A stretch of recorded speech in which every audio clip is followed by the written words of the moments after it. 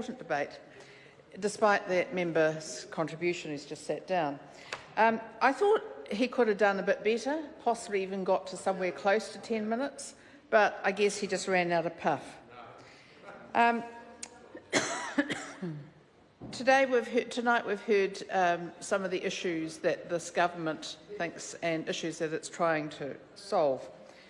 However, a lot of those are around the housing market, and as someone who is interested in the housing market, obviously as the National Party Housing, Urban Development, Planning, RMA Reform spokesperson, but also, it's a very long title, thank you, but also as someone who has been a keen observer and in the market, particularly as a lawyer for more than 20 years before I came into Parliament, and also someone who's been deeply involved in commercial and tax work for many years. When I look at this bill, I see a bill of compromise. So it reminded me of the Land Settlement Promotion Land Acquisition Act 1952. And unlike some members in the House, I wasn't actually around at that stage. However, I did have to, in practice, in law in the 1980s, have to deal with that bill until the then Labour government got rid of it. It's very much like that. In the bill, as introduced and passed in 1952, the government had the right to take people's land, to use it for other purposes, for servicemen coming back from the war, which is obviously a good thing to do, to give people a chance in life. But the issue is that over the years that changed. What we heard tonight is that the government, which opposes foreign investment in property, now no longer opposes foreign investment in property as long as that property is in apartment blocks and is in hotel units. And the weird thing is that somebody who wants to bring their money into New Zealand, a country which they must be wondering if they can ever take their money out of, given their behaviour coming from this government in only 9 months, that they'll bring this money in, that they'll buy into off the plans for an apartment building, for apartments within an apartment building, and up to around about 60%, we now read, rather than the 30% that we were told last week of that apartment building. So who knows what it could be by then. They will do that, and they're not allowed to live in it. So they will do it so that they can then rent it to New Zealanders. Or so you're going to have to turn up with your passport to prove you can rent something now? And the answer is apparently yes. That's exactly what it will be.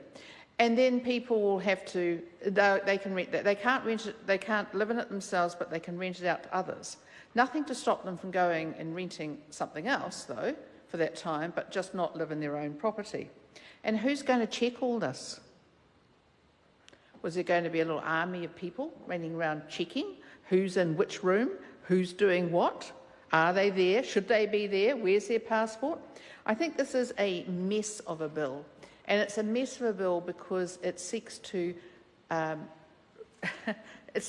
deal with an issue that we've found out from statistics is not actually the issue. So we heard the former member who was speaking, Damien O'Connor, refer to these 20% of houses in central Auckland that have been owned by foreigners. What a load of codswallop. Actually, 20% of dwellings, and since central Auckland is primarily composed, if you're looking at dwellings, of apartments, I think that is actually going to be exempted. So I'm just not sure what's the problem here. And they're talking about Queenstown. Well, Queenstown's got a lot of apartments too. Apparently that'll be all right too. So essentially, the reason that there is this exemption is, Madam Speaker, not because they're trying to lessen the blow of this, but it's because even since this government has been in power, even before this bill becomes law, apartment buildings in Auckland, the building of apartment blocks, I should say, has entirely stopped. And if you sit down with Phil Twyford, as I do every Friday morning before breakfast, talk on the AM show, you need an empty stomach for that one, we talk about issues like apartment buildings, primarily because I raise the issue. And he has admitted to us that the issues around foreign investment has actually closed down all these apartment buildings, or block buildings, and building of them, I should say. And what that means is this: even without the law, it stopped. Investment has stopped. It stopped in the very apartment buildings that we're supposed to be wanting to encourage. So it stopped. What is the message that's gone out to people who might want to invest in New Zealand? Well, go away. Oh, we'll want you today, tomorrow we won't. Bring your money here, we might pass a law to stop you taking it back. And certainly there was a time in New Zealand where that was true. Back in the early 80s, absolutely. You had to get, in those days, we actually had to get permission from the Reserve Bank to send money overseas. And I can remember doing some research on an issue, and I needed to send some money to a university in America to get the, used to be photocopies in those days, or Gestetners or something, and I had to get the permission of the Reserve Bank to send over what was probably the equivalent of a couple of $100. And that's the sort of administration quagmire that this government is wanting to bring back, whether it's in foreign investment or whatever. Now, we heard today from the Honourable Phil Twyford in Parliament something that made all this side laugh a lot, and quite a few of his colleagues smirk as well. And that was that he said that the government has always supported foreign investment. Yes. Well, who could tell? Who could tell? Well, what's this bill doing here then? What's this bill doing here? The bill is here to tell people wanting to invest in New Zealand, hey, we're going to have the same rules or very similar rules to Australia, so you might as well just go there. We're going to have more people in Australia. What, 25 million people? We've got not even 5 million. Where would you rather, if you're going to invest? You might invest there instead of in New Zealand, if you were really after making some money. And then you might say, well, what has been the effect of these rules brought into Australia? Tell me about the prices of houses in Sydney. Are they higher or lower than, say, Auckland, New Zealand? They're higher. Fancy that. And they've got a lot of apartment blocks too, haven't they? And still it's higher. Fancy that. So it would possibly be about demand and supply.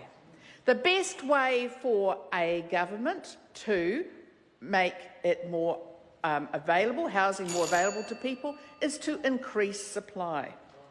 If we have more supply, more people investing into building apartments or more people investing into development of property, that supply will start to overtake demand.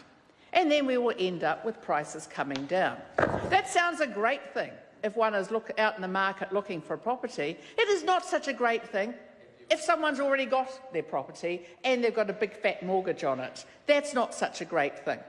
And in fact, what we're likely to see under this government is it won't be too long before they're putting the begging letter out to foreign investment to come back to New Zealand, please, and buy something, because suddenly a whole lot of people will leave. We're already starting to see people moving back to Australia after we'd stopped that flow, brought people back home, and they're already starting to go back. Tradespeople are going to start to go back too. And I think what we're seeing in New Zealand now around the construction industry is something that might actually be worthy of the pre-crisis mode. Construction of housing in New Zealand is 10% down on what it was when we left office. 10% down. And that's after all of the rhetoric, all of the money, the $2 billion Kiwi Build budget, everything else, it's down 10%. You start dropping 10% a year, like that government is, and we're going to end up with a crisis, all right. That will be their crisis. We've already got the state housing waiting list up by 2,000, the highest it's ever been, up 2,000 under this government. This bill won't help any of that. I must away now. I call Dr. Duncan Webb. Well, thank you, Madam Speaker.